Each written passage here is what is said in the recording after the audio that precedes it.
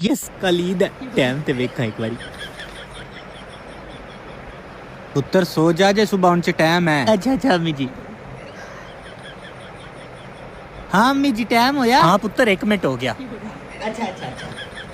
ਮਾਮੂ ਜੀ ਇਸ ਵਾਰੀ 500 ਹੀ ਦੇਣੀ ਹੈ ਤੁਸੀਂ ਪਿਛਲੀ ਵਾਰੀ 300 ਦੇ ਕੇ ਤੁਸੀਂ ਆਖਿਆ ਅਗਲੀ ਤੇ 500 ਲੈ ਲਿਓ ਹੁਣ 500 ਹੀ ਲੈਣਾ ਹੈ। मामू जी सो जाओ थवाना क्या टाइम है।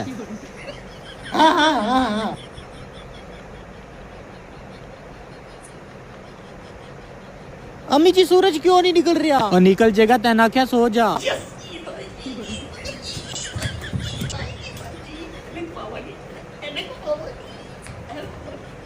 तेन समझ नहीं आती पी। सुबह जो मैं उठांगा ईद मनावांगा फिर मैं ईद में लगी ढेर सारी फिर मैं जाके पहले स्टिंग पीवांगा फिर उस तो बाद मैं चिप्स खावांगा फिर एक कॉर्नेटो खावांगा फिर दोस्त ने बुखावांगा भी मेरे को इतनी ईद है।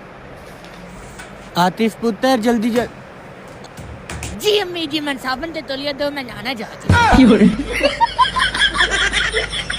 सर जी इसकी फीस का क्या प्रोसीजर है ये तो बताएं। प्रोसीजर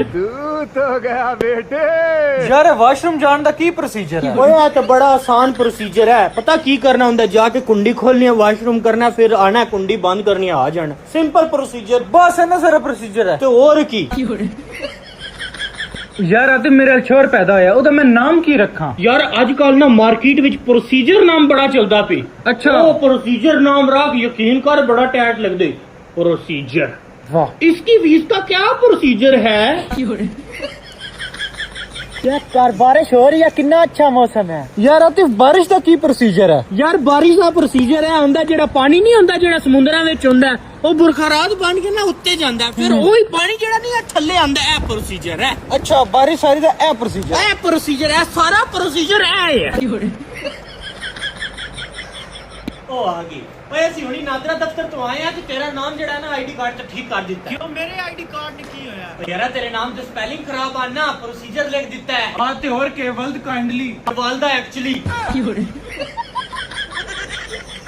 बाबू मुझे नींद आ रही है मैं सोने जा रही हूँ। ਚਲੋ ਮੇਰੀ ਜਾਨ ਤੁਸੀਂ ਸੋ ਜਾਓ ਕੈਮਰਾ ਆਨ ਕਰਕੇ ਤੇ ਮੂੰਹ ਮੇਰੇ ਹਾਲ ਕਰਕੇ ਰੱਖਿਓ ਮੈਂ ਤੁਹਾਨੂੰ ਦੇਖਣਾ।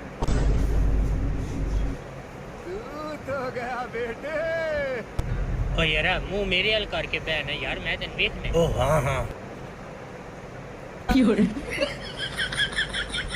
यार मुंह मेरे हल करके चलना मैं तेन ओ वेखना। हाँ हाँ यार आतिफ मैं ना नलके तो पानी पी के आया। चल ठीक है चल दिया सी रल के लेकिन मुंह ना परगरी क्योंकि मैं तेन वेखना।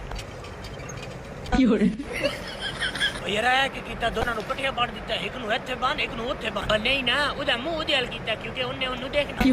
अच्छा ਹੁਣ समझ आई है। हां सीधा हो जा सीधा हो जा सीधा हो जा।